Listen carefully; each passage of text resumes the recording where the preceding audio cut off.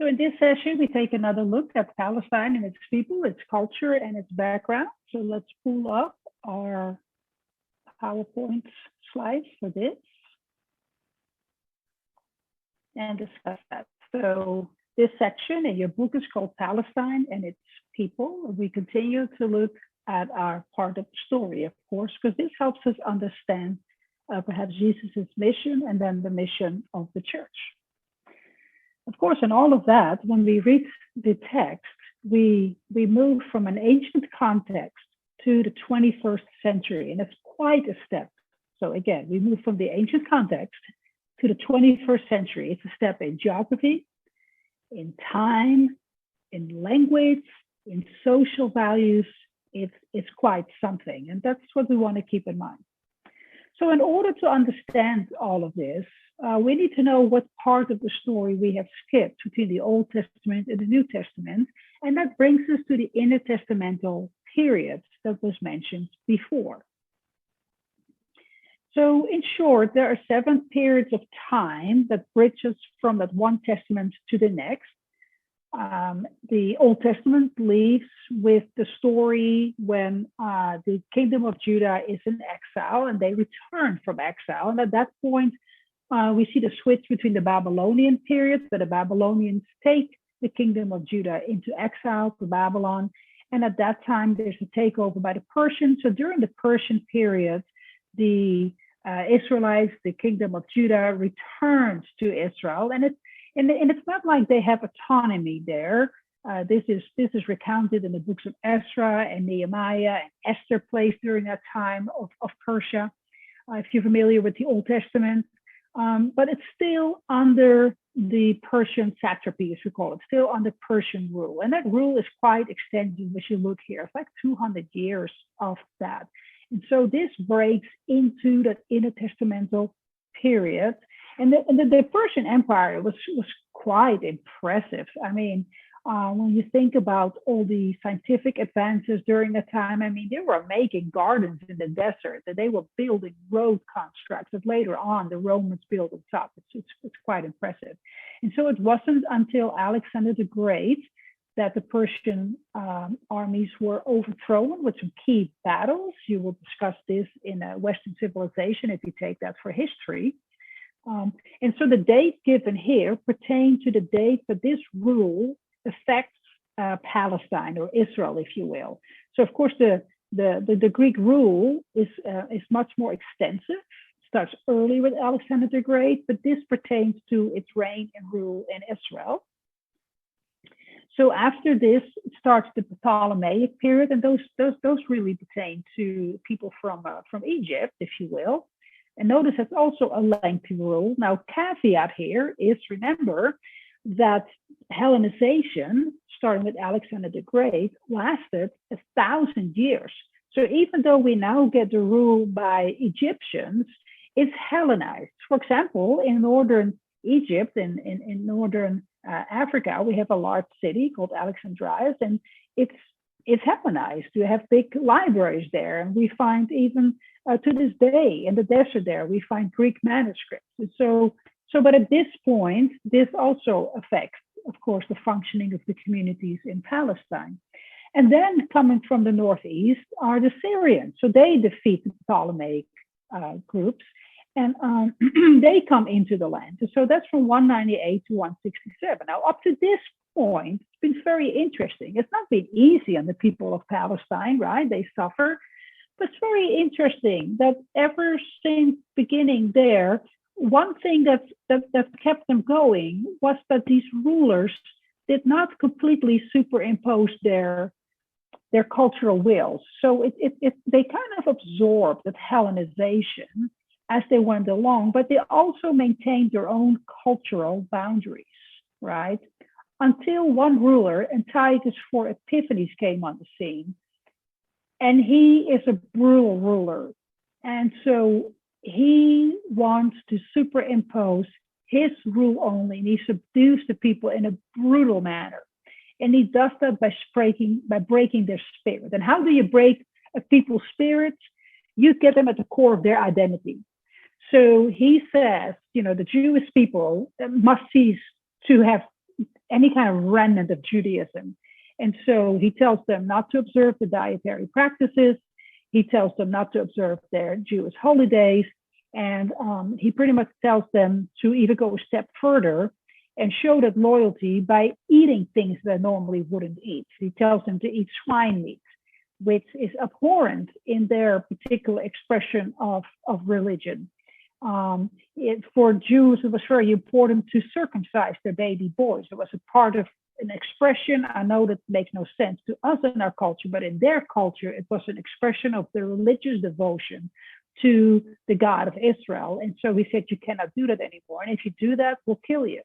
And so in your reading in Second Maccabees, you actually see examples of people being put up as an example to the surrounding culture, that if you follow through and you do circumcise your baby boys, they'll be killed. And so there are stories about women parading through the city with their dead baby boys holding to their chest. Just a horrific rule.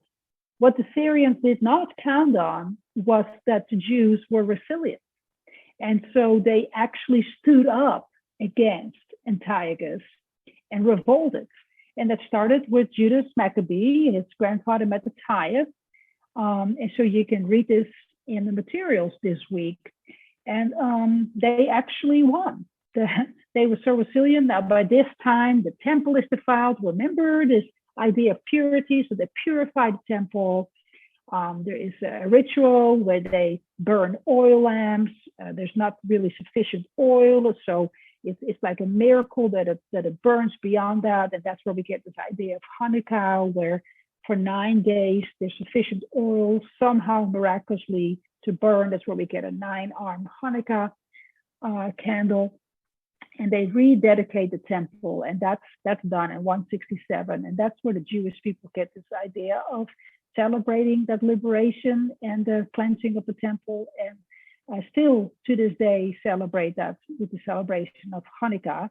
And hence starts the Maccabean period. And this is a time of sole rule. For the first time, they ruled their own country. And that rolls over into the rule by the Hasmoneans. You can read about this in your book. It's a different family there that rules until 63. There's some unrest in there. By this time, the Romans are building their empire, and Israel is a three-way. And so the Romans roll in. And when we come on the scene to study the story of the New Testament, the Romans are in the land. Now, a question might rise as to why do all these people want that small piece of land? If you look on the map, Israel is just a tiny strip of land. I mean, you can hear my accent, right? I grew up in the Netherlands. The Netherlands is its own country. No, it's not a part of Germany. It's a tiny country right above Belgium, and to the west of Germany. It encroaches onto the North Sea. To the north of it is Scandinavia. And throughout its history, all these countries always wanted to possess the Dutch and its territory, the Netherlands. Why? I mean, the Spanish wanted it, and then Napoleon wanted it, and then the Germans wanted it twice. And people were always saying, we want to be neutral. And then we wake up and speak another language. Well, I'll tell you why. The Dutch have one of the largest, if not still the largest harbors of all of Europe. They needed it. They needed access to the sea. Such is the case here. It's a land strip. It's a land bridge. If you have access to the country of Israel, Palestine, you have the throughway from Africa to Asia, to the Middle East there. It's important for commerce. It's important for the movement of groups and so for troops. And so that's why all these rulers wanted that land. It's not necessarily religious. It's money. Well, during that time, the intertestamental period, the people didn't sit still, especially as they suffered. There's something cathartic in being able to write about it. So people wrote. Look at the second point there, history, first and second Maccabees. There's that name, that family name there, right? So they wrote about what happened. But they wrote about different genres. They wrote a novel, historical novella, Tobit and Judith. They They wrote additional parts to Old Testament books like Esther or Daniel, and they gave it more sexy names like a Bel and the Dragon. They wrote wisdom literature, letter of Jeremiah. They wrote pseudepigrapha, which is an all-encompassing name for a body of literature that says that it wrote literature with names on it, and it wasn't really the people. So they wrote under pseudonym. Qumran writings were written during that time. If you may know or may not know, but they copied the Old Testament writings from generation to generation. But in addition to that, a small town near the Dead Sea also wrote its own little community writings, and they were located in the village of Qumran. During the rule of the Ptolemies, those Egyptian people, they actually translated the Old Testament into Greek. You see the symbol there, the Roman symbol for 70. There's some legend there about 70 people being involved, but so it's called the Septuagint. And then Targums are Aramaic writing. So you see there's kind of like this metropolitan, global sort of aspect to there. And so lots of writings. And these writings were well known to the people of the New Testament world where we find our story. So, for example, if you read in Mark 12, there's a story there where Jesus is walking around in the community and people come up to him. And one group of people that come up to him are the Sadducees. They're Jewish rulers. The different types of Jewish religious rulers kind of have nuanced beliefs, different beliefs about how to read and understand the Old Testament books. The Sadducees, for example, as part of their religious understanding, did not believe that at the very end of history, that people would come back to life and join God in a new presence there. And so they come up to Jesus and they test him. Remember this honor and shame. They're always testing him. And they said, Teacher Moses, who's a central figure in the Old Testament story, greatly, greatly respected, said, Moses wrote for us that if a man's brother dies, leaving a wife with no child, the man shall marry the widow and raise up children for his brother. And this was a cultural belief that you better like your sister-in-law there, guys, that if there was no offspring raised, it was your duty then to raise offspring and keep the family name going. And he said, okay, so here's the hypothetical. There's 7 brothers. The first married, the one he left, no children. The second married, and he goes down the list.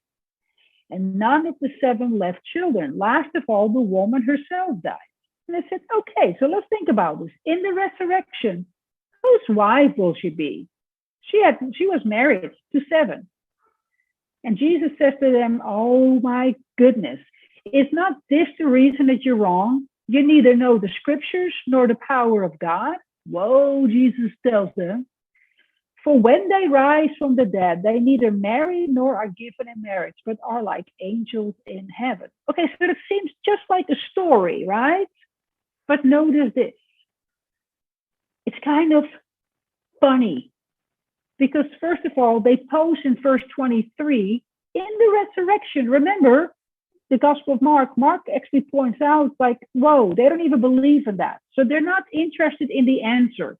What they want is they want to provoke Jesus. They want to drive him in a corner. So they're not at all interested. They want to set him up so that Jesus can be shamed so that they can gain more honor. Remember that honor-shame system? And Jesus said, now as for the dead being raised, have you not read in the book of Moses? Well, that's all these people read. So it's kind of funny. In the story about the bush, how God said to him, I'm the God of Abraham, the God of Isaac, and the God of Jacob. He's not God of the dead, but of the living. You're quite wrong. Jesus really puts them right. Jesus was not a pushover. Okay, now look at this. One of those intertestamental books, and here's a pretty picture of it, tells the story of Tobit. Tobit is a story about a God-fearing man. He sends his son Tobias to a city, and Tobias goes with someone, but it's actually an archangel. And in the intertestamental books, we get to know more archangels. It's a thing, right? There's like 7 of them. And so then he meets this beautiful woman named Sarah. But here's the problem with Sarah. Every time that she wants to marry somebody, there is a demon who kills her husband, and look at the number. 7 husbands. So you could start asking the question, whose wife is she if she gets in the resurrection, right? And so it's a little bit dramatized, but Tobias falls in love with Sarah, and he could be husband number 8, right? Well, it has a happy ending because Raphael is so powerful, and he drives up this demon on the wedding night, and they live a long and happy life. So back here, notice of the hypothetical that the Sadducees pose, and whenever they come up with the hypothetical, everything in life is left out in community. So all these people are standing around, everybody's holding their breath. Who will win, the Sadducees or Jesus?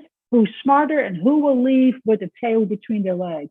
And notice that they pose the same question. 7 brothers, who will he be married to? That's not coincidence. That's because these people knew these intertestamental books. That was their Netflix. It was their Hulu. This is the stuff that they would stream, right? So to speak.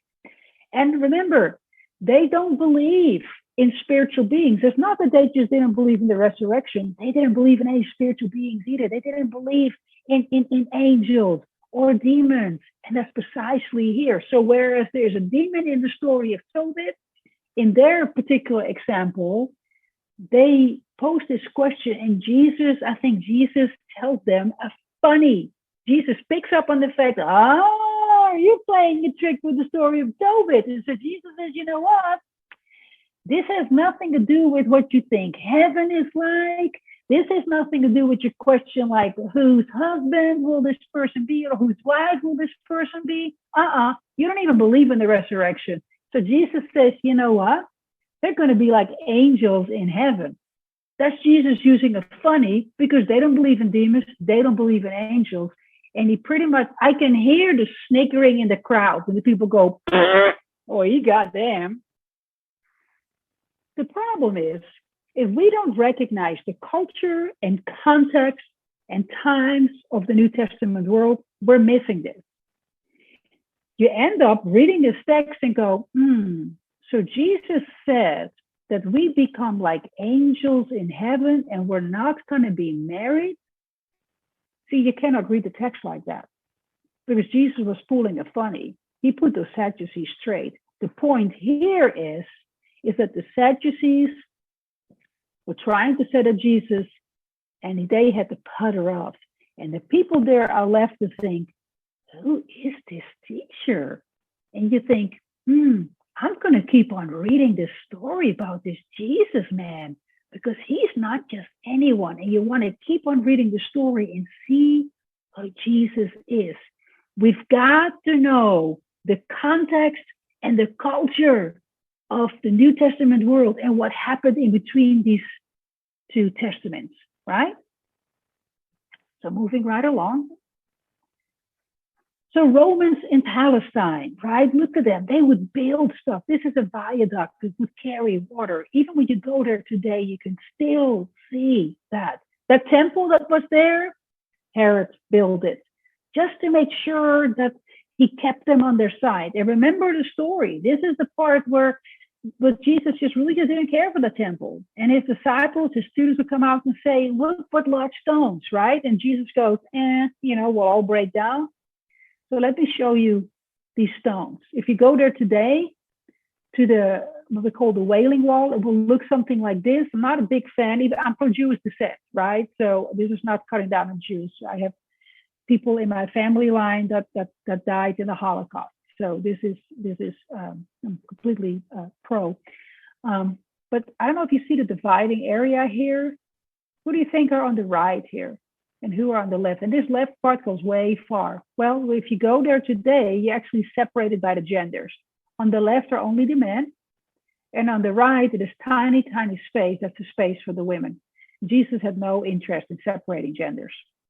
And I don't know if you can see this here, but here's a contraption. That's actually a pathway that goes up to go to a mosque that's upstairs there.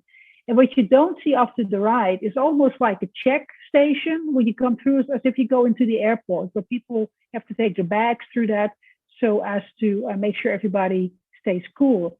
And it's not because the Jews and the Muslims fight, it's because Christians from time to time come in there and want to start something by trying to rebuild the temple. And that's all some sort of teaching there that riles up an otherwise very peaceful setting. It's actually very peaceful. It's very peaceful to go up there and sit at the mosque. It's very peaceful to go here, but it's the Christians that kind of rile things up. So maybe we should be known as peacemakers, right? So here you see this big stone. This is up to the side. This is the rumble. Herod's temple was actually destroyed in the year 70, just like Jesus prophesied. And here you see some remnants of big stones. And here you see how big these stones were. And Jesus wasn't kidding, right? This is actually me. You see me stand here with these big stones. Massive. No wonder the disciples said, huh? Looking down here. Okay. We cannot study anything in history without kind of paying some attention to dates and rulers. I'm going to run through this fast, but you need to know them for your quizzes, okay? And for your examinations. 3 key dates I need you to hold on to: 49, 64, and 70. You see, in the year 49, one of the emperors, Claudius, issued what we call an edict, a statement that you cannot detract from or add to. This is something that's what's going to happen. In 64, a big fire broke out in Rome. And in the year 70, I just mentioned it, the temple was destroyed. These are key dates to understand as part of the content and culture and historical background of the New Testament story. So the Edict of Claudius, the reason I wanted you to know that is because it's actually mentioned in the Bible. So know the year, 49. It actually says in the book of Acts, the 5th book of the Bible, it says that a major missionary named Paul left Athens and went to Corinth. He's traveling there and he encounters some key people there, Aquila and his wife Priscilla.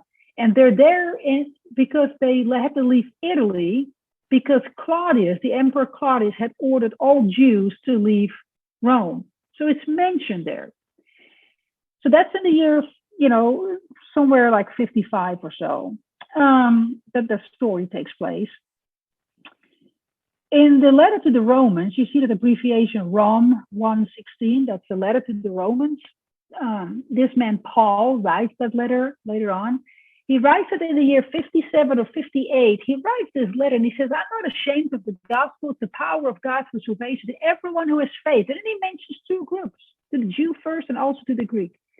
So it has been proposed, not all scholars agree on this, right? But I find this a very interesting idea. So at some point, and we will learn about this, right? At some point, the Jesus story takes a turn between Acts 4 and 5. Jesus lives his life, he dies, he defeats death, goes back into the spiritual realm, and then these communities try to live the teachings that Jesus leaves behind. And we're going to learn more about these teachings, right? And then at some point, there's like this overwhelming sense of God doing an amazing work. We call it the Holy Spirit comes in the person of God.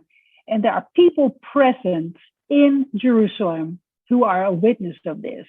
And they take that experience with them and they go around the world. And some of them go to Rome and they start a community there, a church. It's to that church eventually that Paul writes. And so now Rome is primarily Roman, right? There's not many Jewish people that live there. But typically these communities would start with like Roman people, with like Jewish people, and the Roman people would come in. And so they start this church, if you will. Then in 49, there's kind of like a fuss going on because Jewish people, if you're not close to the temple, they meet in these smaller buildings and connections that are called synagogues. And we're going to learn more about that. Well, eventually, the people that believe the Jesus story, that are followers of Jesus, they start saying, hey, this is the one that the people in the Christian story, the people in the story of God are waiting for. Remember, God said, I'm going to keep my promise. I'm going to fix this community. Jesus is the one that's going to fix it. He's the promised one. He's God that came. And the Jewish people say, no, actually, we just actually don't think so. I think we're still waiting for somebody else. Well, but they come into these synagogue communities and people are not happy with that. And so they start fussing because in addition to that, these people are saying, no. If you look at the writings, if you look at these Old Testament writings in the Hebrew Bible, you can kind of find that's described there. And so the people say, really, seriously, this is really not going very well. we don't like this. And so they start kicking them out of these communities. So there's a lot of fussing. Well, one of the things that Romans don't like is fuss and trouble, because it can cause instability that goes to their reputation. So Claudius issues an edict. Now, this is kind of like a strong statement, right? Had ordered all Jews to leave Rome. How do you enforce that? So there's different opinions as to how it was enforced. We actually have this written in an historical book, an ancient historical book. Suetonius, he actually says that Claudius says, I'm sick of all this uproar because of a certain Christus. That sounds like Christus, right? So he thinks people think this is because of Jesus. And he says, y'all just leave. Either way, if at that point there's a Christian community and you have people that come from Jewish backgrounds and people that come just out of the area, that would have meant that half of them, or however many there were, left, like Aquila and Priscilla. Well, when the next emperors would come in town, they always wanted to brown-nose the people. The next one up is Nero. He's just another emperor. And so he wants to win over the people. And the first thing they do is kind of like we just see in American politics. They all flip-flop and undo what the previous person did, tells them they destroyed everything, and try to win the people over. Whether they're Republican or Democrat or Libertarian, they did the same thing. Nothing has changed under the sun, right? So Nero says, y'all can come back. So they eventually come back, right? Imagine that. They've been away. And now they come back, and the people that held the fortress in the community said, hey, welcome back. And the people came back and said, yeah, that's good, because we started this group. And he said, so we're back to do the preaching and be the leading people here in this church. And they said, well, actually, while you were gone, we did just fine. So y'all can come back, but we're now leading. We're now preaching. We're now the head up. And can you imagine? So there's kind of infighting. They've kind of changed social values. And in this letter in the Romans, it's a lot about what values do you have? Do you adjust to people who are kind of weaker in the social understanding of how you do community and religious observance or not? And some have both, and I'm kind of with them, where you think, if they hadn't been away and come back, these dynamics might have been different. So when you read that letter that's written in 57, 58, and so this is way after they come back, if you read it in the context of they were sent out because of the edict, those letters make sense. If you didn't know about this letter, that writing, that text, that part of the story doesn't make sense. It's kind of like understanding the book of Tobit. Okay, so let's keep going to our next part of the puzzle, and that's the fire of Rome. Look at this. The Christians, the Jesus followers later on, they really suffered. The people really weren't always so happy with them. In some places wasn't as bad, but it reminds you of the Jesus story. We always said that at the end of Jesus' life, he really suffered. Look at this. When they actually accuse him, there's a double trial. We're going to learn all about this. I mean, they really hit him. So a lot of people focus on the physical hitting here. When we get to the crucifixion, I will talk a little bit about the latest research that talks about stripping him, but people think he really was humiliated and possibly assaulted. Deep suffering. The same guy, Paul, when he writes in that letter, he writes to the Christians who will separate us from the love of Jesus, the love of Christ, will hardship, distress, persecution, famine, nakedness, peril, or sword. I mean, it was already bad in the late 50s. At this point, you get an emperor there that's just a terrible knucklehead. He's violent. No empathy, no regard for people. I mean, it is something else. In the year 64, the same Emperor Nero in Rome, he decides that he wants to do something grandiose. This guy is crazy, right?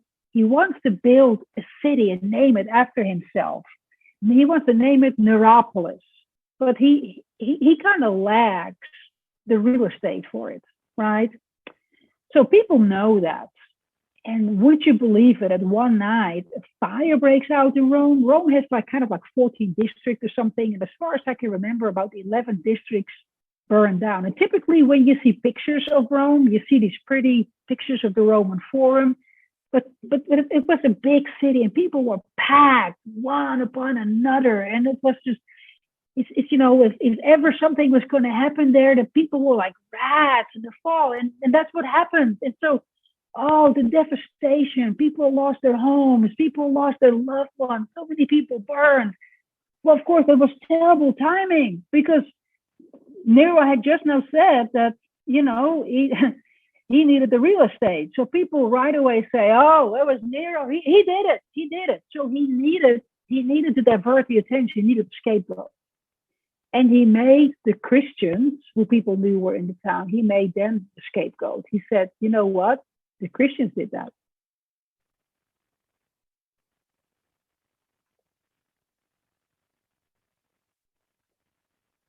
So what do you do then? So this story is actually recorded in a, let me get my cards here. Hold on. Earbuds. Okay. So this story is actually recorded in a Roman historical book as well. We actually have that there. It's because somebody who actually never had a dog in the fight said, he really blamed the Christians for this. And so it was pretty bad. Christians were driven out of their homes. They put sheepskins on women and children and put them into an auditorium and had the wild beasts rip them up. It was terrible. They put men and women on big spikes and put tar over them and lit them afire at night. It was terrible, terrible, terrible. The reason that this is important for understanding the New Testament writings and the story of the New Testament is,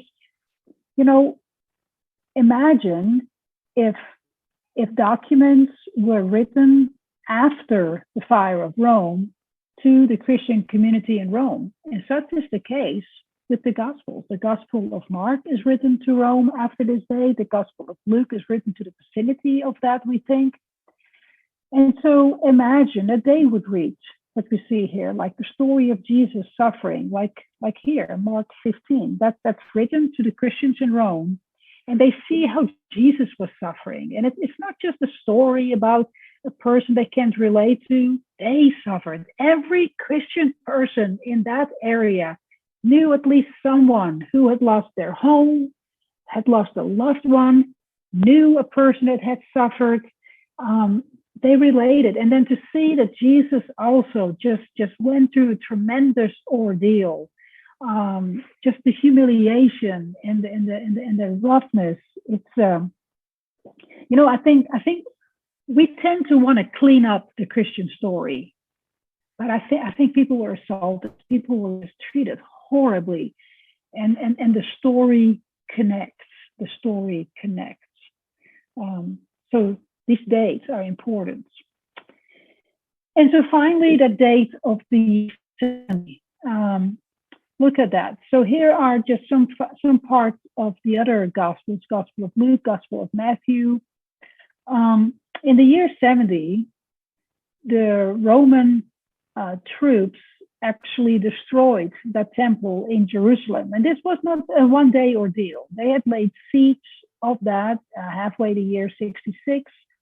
And so this was a lengthy 3.5-year ordeal that culminated in the taking of Jerusalem. And originally it wasn't planned, but they also destroyed the temple, took its implements with them to Rome. And devastating, right? I mean, this was a part of Jewish identity, and that was gone. So imagine if after that, the Jesus story is told, and there are people present that represent Romans, how they would feel. I mean, this is guilt-provoking, right? So, for example, here, Luke says that he writes to Theophilus. By all accounts, a lot of people, most scholars think that Theophilus is a Roman, or at least, even if they think it's a fictitious person, that it's written to a Roman audience.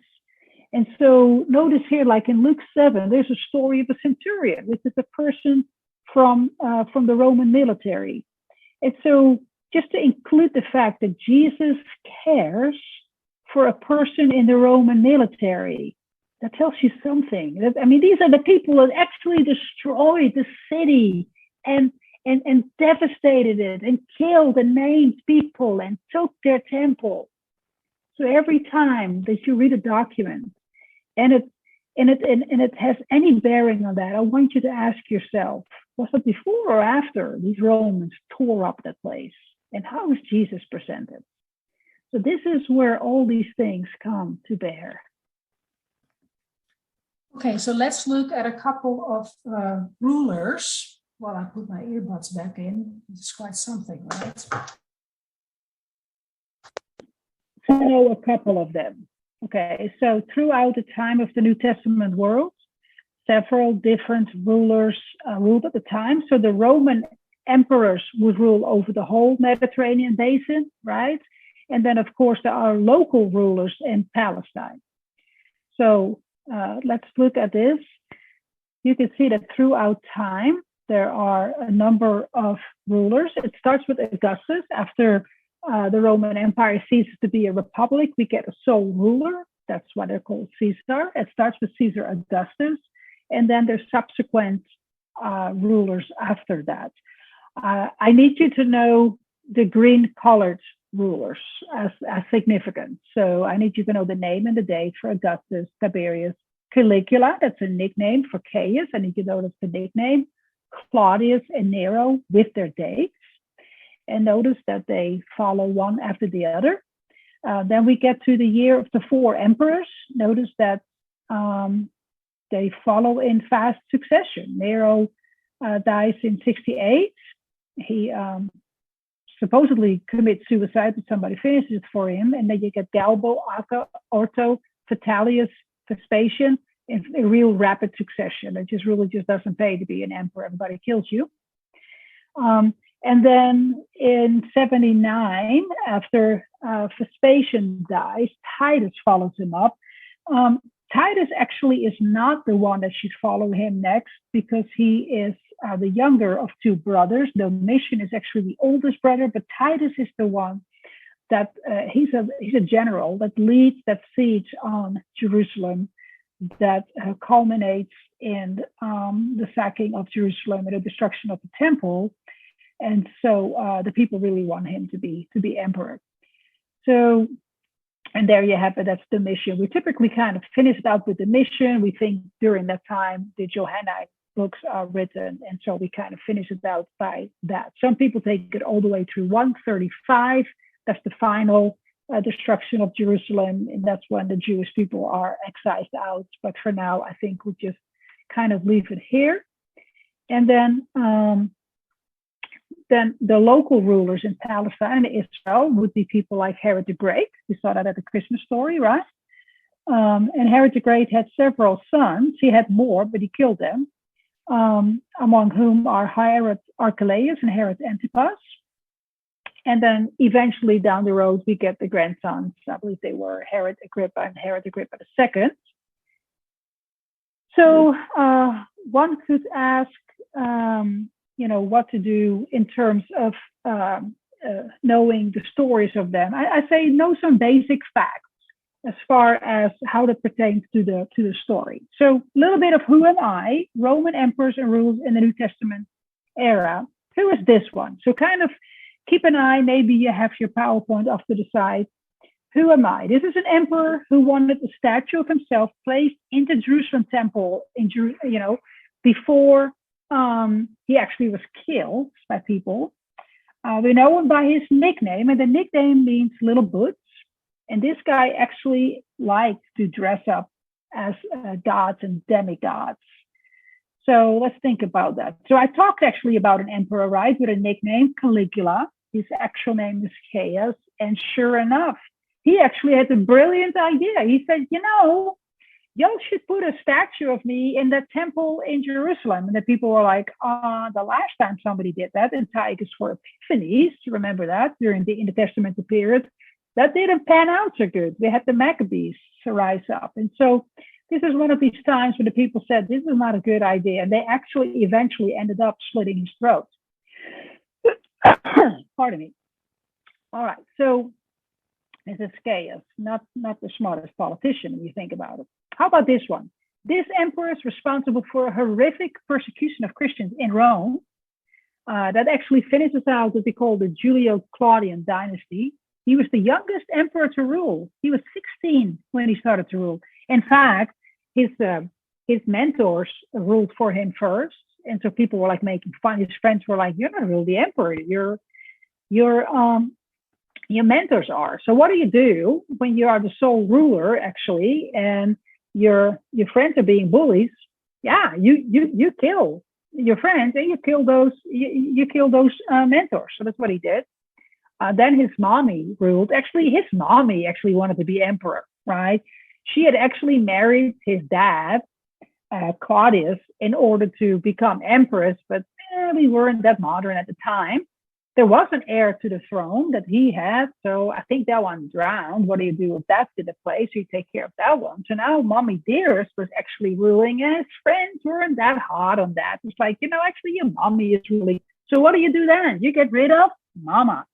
And so the story goes that he gave Mama a boat for her birthday. Mom couldn't swim. So there's a big river that goes through Rome. And so she took the boat. She was actually compelled to take the boat out of the river Tiber. And the instructions were, don't bring Mama back. And it's actually a nasty story about her actually making it alive out of that boat and getting onto an island. And then she was actually bludgeoned to death. That's really just a pleasant person, not. But yeah, so during his reign, most of Rome was destroyed in the Great Fire in 64. And he actually wanted to be an actor and a singer. Didn't even want to be an emperor. But once you're the emperor, you can make people listen to your performance, however awful it was. There's actually stories in the historical books where people were forced to stay throughout his performances. And it's actually stories of people giving birth in the audience. So who was this? Exactly. This is Nero. And so it's interesting, even going back to the first one here, we could actually make connections to the New Testament story. So the first one, right, Gaius Caligula, this idea of him wanting to place a statue of himself in the Jerusalem temple, Jesus actually talked about it. He said, now watch out. It's going to be people. They're going to want to. He said, watch out if that happens. And so that's actually in the story. Here, Nero, of course, that relates to the New Testament story in that, like I said, if documents were sent after that, you can kind of know just the situation of the suffering of the people there and the encouragement there. How about this one? This one was adopted by the first emperor at 78 years of age. He spent years on the island of Capri. If you go to Italy today, you can actually take little tours. You go to the island of Capri and visit where this emperor spent his days. I would not do that. I refused because he kept little boys on the island of Capri. They had his ways with a little boy. I don't know about you, but I am not promoting pedophilia and assault of young boys. But that's why he was on the island of Capri. He actually ordered the Jews to join the Roman army. He actually died of old age. 78 is pretty old at the time. So this is the son of Augustus, right? Tiberius. And he was actually adopted for the sheer purpose of becoming emperor. And that's how Roman law worked, adoption, so you get the inheritance. This emperor was appointed and later removed. He removed Pilate as governor of Judea. Before he became an emperor, he was the military ruler who led the destruction of the temple in 70, son of Vespasian. And just as a little trivia, during the time that he was emperor, Mount Vesuvius near Pompeii actually blew up, but you could forget that one. So we talked about that, right? There was another one, actually another son of Vespasian, that actually was the one that should have been emperor. And so he was, so Titus ruled only for 2 years. The older brother took care of that. But this is Titus, all right? Then who am I? first emperor of the Roman Empire. He actually ruled in a triumvirate in a group of three prior to that, during the Roman Republic, where people said, "Oh, you're just amazing." So his birth name was Gaius Julius Octavius, and took on the name the divine Augustus when he became emperor. So it's Augustus. Now he is credited with this idea of establishing the Pax Romana. It's a Latin phrase. I need you to know that. The peace of Rome. Because when he became the sole ruler, people really appreciated that, because especially out of the fringes of the Roman Republic, now becoming the empire, he took issue with the civil wars that were there. And so he established what was known as peace. He subdued these people. But really, the idea of the Pax Romana was really not true peace, but the absence of trouble. Whenever there was trouble, he would send the troops in and just took care of that. And then that was known as peace. But that's really what the future emperors all wanted to emulate. He left a lot of buildings. People would always build a temple to commemorate his great achievements. Some great monuments were built in his honor. And I think Jesus really takes issue with that, especially, you're going to be reading the Gospel of Luke, especially the Gospel of Luke. When Jesus is born, he's really just presented as the one who brings peace. The Savior will bring peace. It's even, then it's brought up in the prophets of old. He will be the Prince of Peace. Jesus himself says, my peace I leave with you, not as the world brings it, not as the Pax Romana, but my peace. And I think he really leans on the Jewish concept of wellness. The Jews called it shalom. Shalom, shalom, people use as a greeting. Jesus left us his peace. So that in the future, when the letter writing kind of happens after the story of Jesus, when the Christians would write each other with the greeting, grace and peace, charis, kai irene, grace and peace to you from God the Father and the Son Jesus Christ, and the Lord Jesus Christ. This idea of peace, it really has a political overtone, does it not? How about this one? The Roman rule in Palestine, known as a tetrarch. It's the area of rule. Ruled over Galilee and Perea upon the death of his father. Those are little provinces. He also did building projects, especially in Sepphoris, close to Nazareth. The Galilean capital, Tiberias, right there at the coast line of the Sea of Galilee. One of the sons of Herod the Great. So which one? So this is Herod Archelaus. He was actually taken as a prisoner, to the Roman world. And so he's mean, just a meanie. How about this one? This ruler was a Roman client king. He is buried at a special place, Herodium. He's nuts. He executed several of his own family members. He had several wives, but one of them he was particularly fond of. She was kind of exotic, Mariamne, and the story goes that he really liked her. Now he was paranoid, right? He had actually killed off some of his sons and other, cabinet members.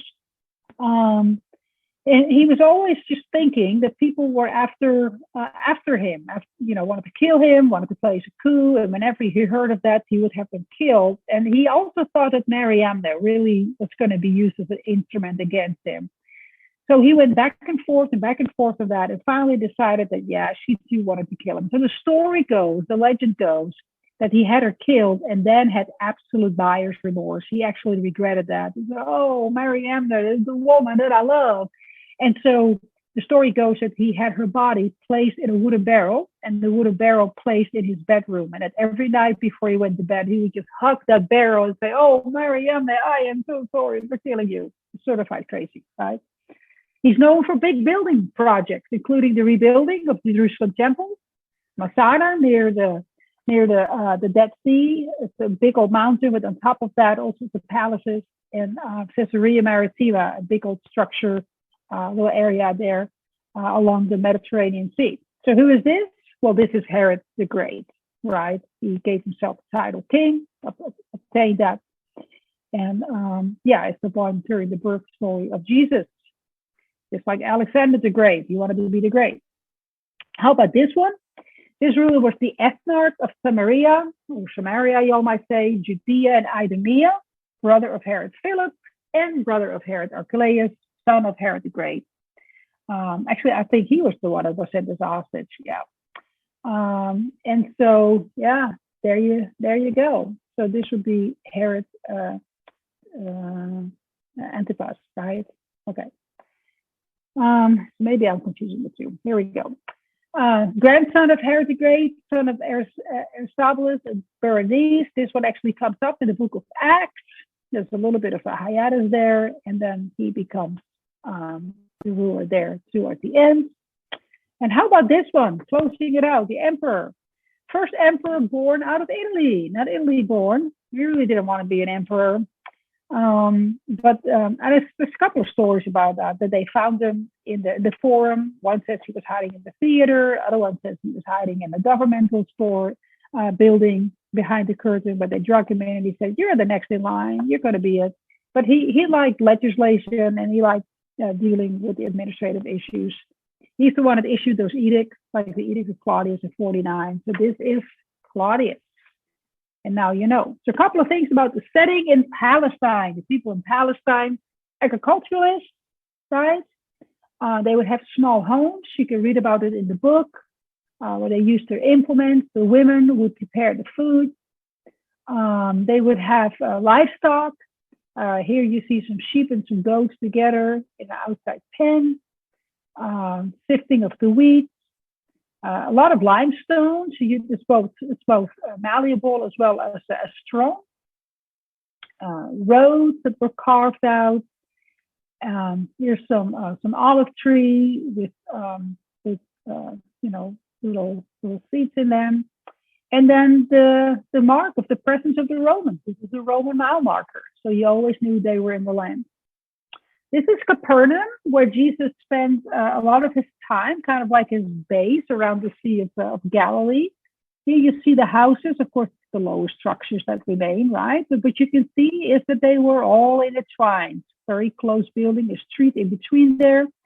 You see their single room buildings with little places where they might have a little kitchen area. There's pillars that would go up to form the roof. If you were married, you would build onto the house. So this could very well have been an adjacent room for an older son or somebody to bring families in. And so close establishment. Over the wall here would have been the Sea of Galilee. In the center of the town, and this one pops up in the gospel story, is the synagogue. Truly the community center. Very nicely mentioned as well. We read about this in the Gospels, where Jesus concluded all his sayings. He entered Capernaum, and he talks about a centurion who has someone ill close to him. They begged him to come, and then they say that this centurion, so this Roman military representative, actually built the synagogue. So that's a way to win over the people. And so again, you see how it's a central part of the community. You see the pillars there. The pillars actually have words on them, and this actually is engraved in Greek. When you look at the side, you can actually see that what's on top here is actually a synagogue from the 4th century, but underneath it, you see these darker stones, that's basalt stone. And those are actually the remains of the 1st century synagogue that we encounter in that story. If you go inside, they actually have carved out a little section to look beneath the 4th century synagogue to see the 1st century synagogue. So maybe you see the remains here of like a bench or something where possibly Jesus sat. Just nice to see that. It also talks about Simon's house, Simon Peter. Here's where we learn that Simon Peter was married because his mother-in-law is sick. We think that Jesus said there, because it says, in another place, I think it's in Mark, it says that he was in the house. It has a definite article, so it's the house where he stayed. And so there's a rich tradition about Jesus staying there in a house. This is not a spaceship. This is actually a modern day church, but underneath it is a place where people think that Peter's house was. It's kind of like anybody's guess, but there is a strong indication because in centuries to follow, Christians would gather there. They kind of flashed at the wall. They found some writings on it that this might have been a place where people would gather Peter's house, and then I guess Jesus would have stayed there. You see again these small stones, places where people would have stayed the night. This is a picture taken from the top into that section of that house. All right, and now you know. You just